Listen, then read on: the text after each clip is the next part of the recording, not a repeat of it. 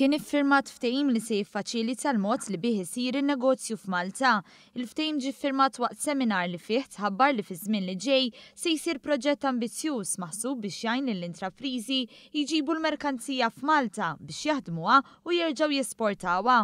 Dettali dwar dan tom il-Prim Ministru Joseph Muscat li fisser kif il-kompetittività ekonomika ta' pajjiż tiddependi minn ħafna fatturi fosthom kemm tiswa l-enerġija u l-istat tal-infrastruttura iżda wkoll fuq l-effiċjenza tas-settur pubbliku. Hawnhekk irrefera għal Ease of Doing Business Report li juri li Malta ilha snin ikollha riżultati ħżiena. U qal li hemm bżonn azzjoni għaliex dan ir-riżultat jikkontrasta ħafna ma' riżultati eċċellenti miksuba mill-ekonomija Maltija u fil-qasam tal-impjiegi. Spjega li fid-dawl ta' dawn id-diskrepanzi, il-Gvern għażel li ma jitfax din is-sitwazzjoni taħt it-tapit u jaġixxi.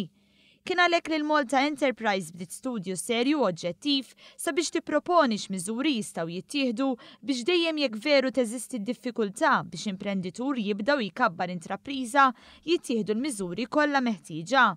Fisser kif wara laqat mal-entitajiet kollha konċernati, illum kull entità tas-settur pubbliku, Ministeru u Dipartiment qed jindrabtu pubblikament permezz ta' ittra ta' impenn li ser iwettqu programm li għandu jwassal għal titjib sostanzjali fil-mod li bih ikun faċilitat in-negozju f'pajjiżna.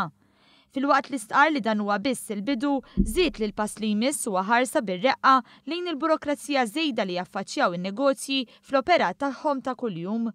Intant is-Segretarju Permanenti Ewlieni Mario Kutajjar qal li tul din il-ġimgħa mill-laqat spikkaw l-aspirazzjonijiet tal-klijenti tas-servizz pubbliku li deru għaċċana biex jesprimu x'jixtiequ. Żied li fil-waqt li l-mira tal-Gvern kienet li l-proċessi burokratiċi jonqsu b'25%, kien hemm każi li saħansitra naqsu b'70 u 80%.